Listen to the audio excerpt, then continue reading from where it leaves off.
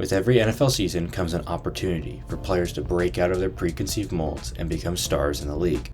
We've seen this in recent years, whether it's a player like Josh Allen becoming the franchise QB, Christian Kirk proving he's worth more than his contract, or Raheem Mostert putting up a career-best year despite his age. With this NFL offseason coming to a wraps, I like to look at 4 players that I believe are best suited for a breakout campaign. First up, we have Raiders running back Zamir White. The third-year back out of Georgia took over the Raiders running back core after Josh Jacobs went down last season and flashed the same north-south running style that he did at Georgia. After amassing nearly 400 yards in his first 4 starts, he now looks primed to have a role in this year's offense after Jacobs left for Green Bay. Zamir has always been known as a premier power back. He showcased excellent contact balance and enough initial burst to get to the second level quickly at Georgia, and much of that translated to his starts in Las Vegas. While Zamir is incredibly effective in this power gap role, he lacks flexibility in the pass game, where his limited route tree and unproven pass blocking ability can limit his snaps. The Raiders running back room offers some interesting opportunities for Zamir despite these concerns, with the only real competition coming from recent signee Alexander Mattison, Amir Abdullah, and New Hampshire rookie Dylan Laub. Abdullah projects to be more of a special teams contributor, with his proficiency as a pass blocker waning in recent years. Mattison and Laub both have the skill set to be productive in the pass game, but they also lack consistency in pass production. So if White can improve this offseason in that aspect, he could carve out more snaps. Overall, I see White to maintain a solid role in this offense as a lead workhorse back who can alleviate the pressure on new QB Gardner Minshew. While it's easy to say that a man with so little starts is bound to have his most productive year yet, I could easily see White breaking the 1,000-yard mark this season. Next up, we have Bills receiver Khalil Shakir, who might just have the best situation to break out of any offensive weapon this year. The third-year pass catcher out of Boise State caught touchdowns in both playoff games after finishing the regular season strong. It seems like Shakir has the most chemistry with Josh Allen out of any option in this revamped receiving room, and could become a go-to option after the departure of Stephon Diggs. While Shakir doesn't have the prototypical body to play outside, his skill set shines inside and out, which could keep him on the field and open up even more chances.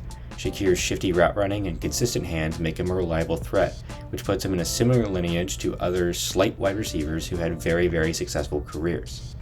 With Shakir, it really is a perfect storm of opportunity and just sheer talent. Curtis Samuel and MVS will likely have well-defined roles, and Florida State rookie Keon Coleman shares a near inverse projection of Shakir. I wouldn't be surprised if Shakir ends up being the most productive receiver on this Bills team by the end of the season. Let's switch to the defensive side of the ball and look at the only second-year player on this list, Baltimore linebacker Trenton Simpson. It can seem like a cop-out to put a second-year guy on this list, but Simpson is a special case. The third-year pick out of Clemson spent most of his time as a special teamer before finally getting the start in Baltimore's Week 18 matchup against the Steelers. Now, with the loss of Patrick Queen, Simpson seems likely to be the replacement, sharing the field with All-Pro Roquan Smith. Coming out of college, Simpson showed an ability to play in just about any formation. Sometimes he'd be lined up at edge, other times in the box, and hell, he'd even get snaps at slot corner. Simpson is an elite-level athlete, and while he might not get the same treatment that he did under Brent Venables at Clemson, his ability to fly around the field and make plays will be instrumental as Mike McDonald adapts his defense for this next season. I really think that Simpson has an amazing chance to essentially go from 0 to 100 this year, and I'm very excited to see his development throughout the season. Lastly, I'd like to mention Jaguars edge rusher Travon Walker.